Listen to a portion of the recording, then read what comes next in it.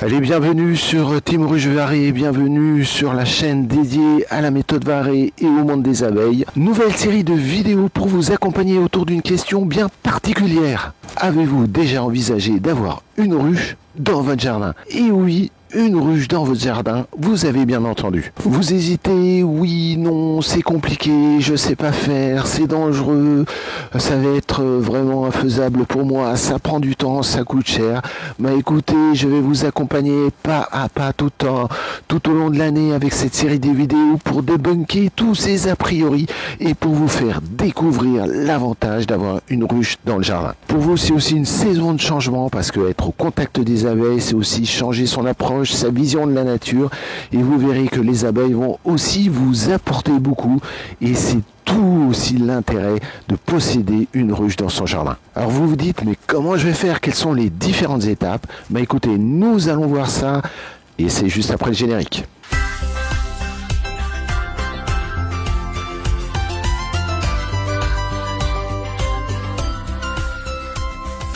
Bah, vous savez tous, les abeilles c'est vraiment important et je ne vais pas vous faire un cours magistral sur le monde des abeilles. Vous trouverez sur internet plein de vidéos, plein de reportages ou plein de documentation sur le merveilleux monde des abeilles. Par contre, juste un petit rappel, il faut savoir que 70% de nos fruits et de nos légumes sont dépendants des pollinisateurs et l'abeille fait partie du monde des pollinisateurs.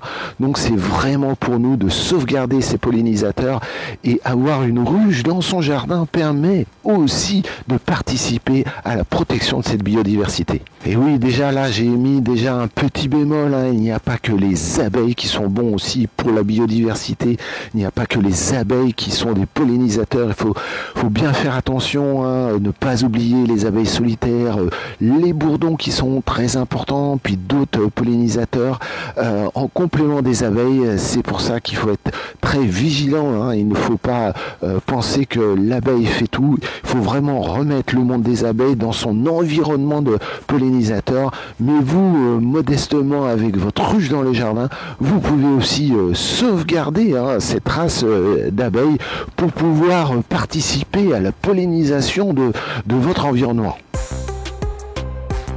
Une ruche dans votre jardin, quels sont les bénéfices pour les abeilles, pour la biodiversité et aussi pour le jardinier et l'apiculteur amateur, hein. Regardez, je vais vous faire un tour un peu de mon jardin. Là, vous avez des fruitiers, vous avez des arbres, vous avez quelques plantes ici derrière et tout ça. Et ça manque un peu de fleurs. D'ailleurs, ça, work in progress, comme on dit.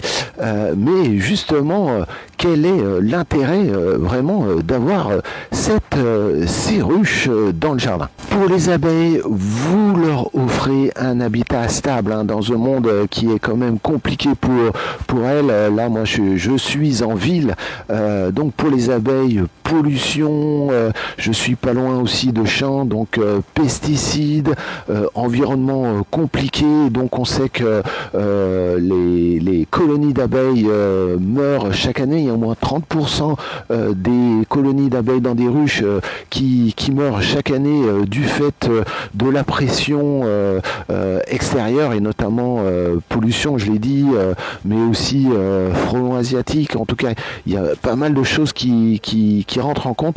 Donc, de leur donner un habitat stable est aussi un des moyens de les sauvegarder. Deuxième point important, une ruche dans votre jardin, ça va participer au développement de la biodiversité, hein, si on reste raisonnable avec une ou deux ruches maximum. On va pas déstabiliser tout l'environnement, mais en tout cas, ça va apporter des pollinisateurs. Pardon pour vous, moi je suis pas loin d'une forêt, donc les marronniers, les châtaigniers et tout ça, il y a plein de tilleuls, il y a des noisetiers dans le coin, il y a des fleurs, il y a des potagers avec des courges, des potimarrons, des fruitiers, framboises et tout ça. Bah écoutez, les abeilles vont participer à cette pollinisation, hein, cerisier, prune, pas figue, faut pas dire aussi n'importe quoi.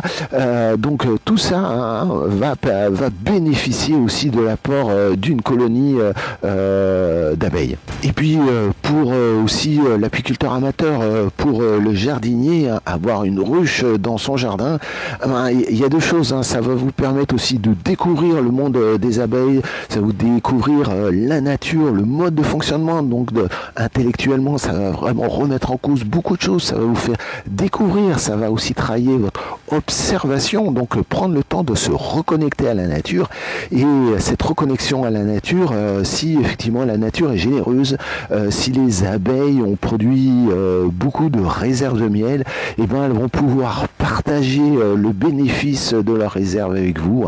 Je dis bien, effectivement, vous allez pouvoir, si la nature est généreuse, récolter un peu de miel de votre ruche. Et je dis bien un peu de miel, car on verra tout au long de cette saison que l'apiculture non intrusive, l'apiculture douce, l'apiculture naturelle, privilégie les abeilles, donc privilégie de laisser les réserves aux abeilles, et l'apiculteur ne prélève que vraiment le surstock. Et donc nous allons apprendre à être patient, nous allons apprendre à évaluer ses réserves et à savoir si oui ou non l'apiculteur peut bénéficier de ce fameux miel. Et pourquoi aussi, sans spolier, pourquoi il ne prélève pas le pollen, et pourquoi il peut, à l'inverse, il peut prélever la propolis. Donc tout plein de petites choses comme ça qui vont permettre à l'apiculteur de bénéficier des bienfaits du monde des abeilles sans en abuser. Et ça va être là tout l'art de l'apiculture naturelle, l'apiculture douce, de rester à la bonne place, qui est celle des humains qui font attention au monde auquel ils se confrontent. Et le monde des abeilles est quand même fragile. Donc aussi nous apprendrons à être patients, doux et attentifs, et à savoir écouter ce que nous disent la colonie. Là, j'ai commencé à aborder vraiment un thème particulier qui est la philosophie de l'apiculture douce. Alors, vous allez me dire, qu'est-ce que c'est ? Vous voyez, ce sont des ruches un peu particulières. On le verra ensemble. Ce sont des ruches variées. Alors, pourquoi j'ai choisi la ruche variée ? Parce que c'est... Alors, il y en a qui disent une apiculture écologique. J'aime pas trop ce terme parce que, voilà, je sais pas ce qu'il y a d'écologique. Il y en a qui disent apiculture naturelle. Bon, on voit qu'il y a quand même la main de l'homme qui est intervenue. Moi, j'appelle ça de l'apiculture douce. C'est de l'apiculture non intrusive.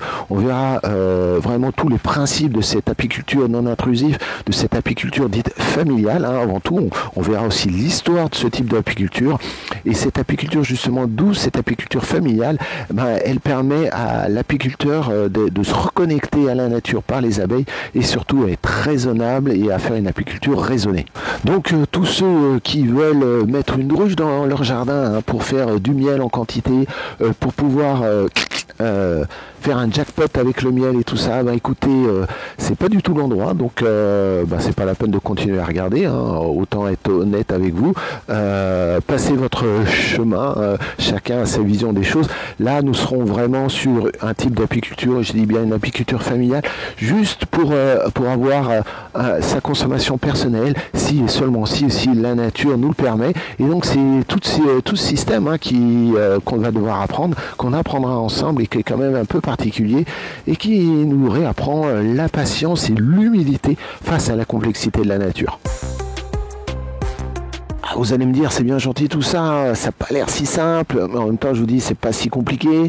Bon, il y a quand même besoin d'un matériel, un peu de technique. Vous allez dire, mais comment je vais faire tout ça ? Écoutez, voici le programme de l'année. Vraiment, voilà ce qui nous attend, de janvier à mars. On fera des vidéos, comment bien préparer l'installation de votre ruche. On parlera du matériel, comme la ruche variée.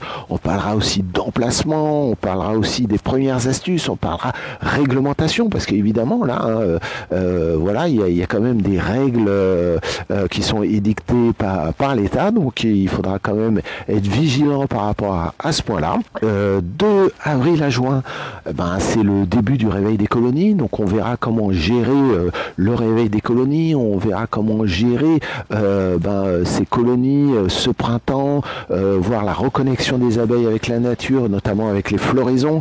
Et là, c'est la première remise, les premières sorties des abeilles, donc avec cette première surveillance. Donc là, on verra comment on met en route, en tout cas, on est très vigilant sur ce réveil des abeilles. En plus, nous verrons que c'est la période la plus active pour les abeilles, mai-juin, avec des floraisons successives. Donc c'est là où tout se joue, hein. C'est là où les abeilles font leurs réserves, et donc on apprendra à bien surveiller, à bien analyser si les abeilles ont vraiment la santé, et puis si elles ont tout ce qu'elles ont besoin pour constituer leur stock. Juillet à septembre, nous verrons deux choses. Si la nature nous le permet, je vous l'ai dit, hein, on verra comment extraire le miel, comment récupérer le miel de façon extrêmement douce. Et puis nous verrons aussi quelque chose qui est moins agréable, qui est plus compliqué à comprendre, qui est peut-être plus compliqué à s'adapter. Hein.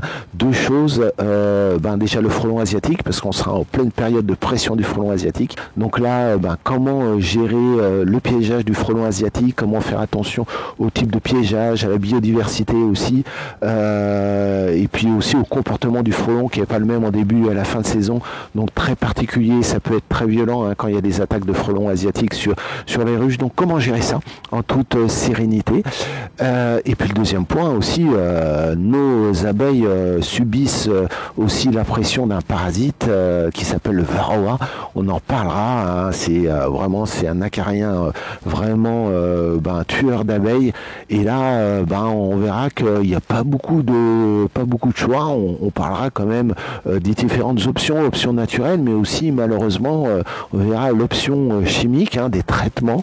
Donc voilà, on va être confronté aussi à ce choix un peu compliqué, de se dire comment un monde si fragile, un monde naturel, pour le sauver, comment nous allons faire des traitements. Et ça, est-ce qu'on est obligé, est-ce qu'on peut s'en passer, quels sont les médicaments qu'on est obligé d'utiliser, chacun fera son choix, mais moi je vous présenterai le mien.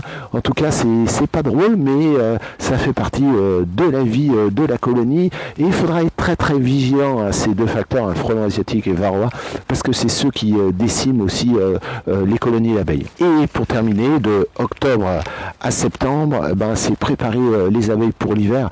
Vous voyez, là en mois de janvier il fait froid, là il fait -3, il n'y a pas d'abeilles qui sortent. C'est vraiment les abeilles sont regroupées en ailes, ça s'appelle l'hivernage, hein. Elles restent entre elles pour passer ce moment qui est compliqué, hein. C'est là où les colonies aussi peuvent mourir, si elles n'ont pas assez de réserve, si elles sont trop fragiles, et c'est ce qu'on appelle l'hivernage, et ça se travaille, hein, en fin d'année. Nous verrons comment faire en sorte que nos abeilles soient le plus au chaud possible, pour qu'au printemps on puisse les revoir démarrer. Et ça, c'est un peu stressant, parce que vous verrez, il n'y a aucune abeille qui sort, donc on ne sait pas trop ce qui se passe dedans, et donc c'est l'humilité de l'apiculture, de l'apiculteur face à la nature et à la vie des abeilles. Et tout au long de cette saison aussi, je partagerai avec vous certains livres pour vous aider à découvrir la méthode Varré, mais aussi à découvrir le monde des abeilles. Alors, est-ce que vous êtes prêt à changer cette année, donc à changer votre extérieur avec cette ruche dans votre jardin, mais aussi à vous changer de l'intérieur? Vous verrez qu'une ruche dans son jardin, ça va impacter votre vision du monde, votre relation à la nature. Et si vous pensez que l'apiculture ou l'homme domine cette nature et sait vraiment la dominer, la cadrer, vous verrez que vous vous trompez. Mais je laisse faire votre expérience. En tout cas, si vous en êtes persuadé, je vous dis, c'est pas la chaîne YouTube qu'il faut suivre. Là, c'est vraiment, vous allez découvrir l'humilité.